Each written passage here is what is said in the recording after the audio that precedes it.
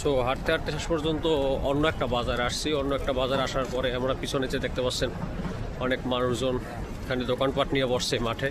তো এটা অন্য একটা এলাকা, মানে আমি যেখানে থাকি সেখান থেকে 10 মিনিটের মতো হাঁটা লাগে। তো এই জায়গায় আইসা দেখি যে আছে দোকান পানের, তো পান পাইলাম, একটা কিনছি।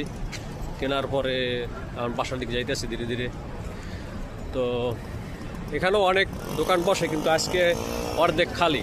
মানে সবাই একটা আতঙ্কের ভিতরে আছে, কখন পুলিশ আসে কখন ধরে, সে আতঙ্কের কারণে সবাই মানে ওইভাবে আসে না। যারা আসে তারা মোটামুটি রিস্ক নিয়েই আসে, আসে ব্যবসা করে।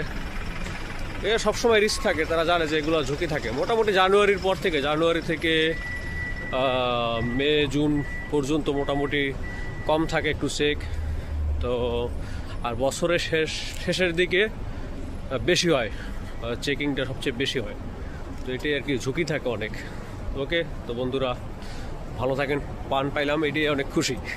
আমি প্রত্যেক শনিবারে আর কি ছুটির দিনে একটা পান ঠান খাই বাসায় বইয়া। একটা খিলকি কিনি একটা পানের, 100 পয়সাটা। এই দেশেই 100 পয়সা, কিন্তু টাকা না।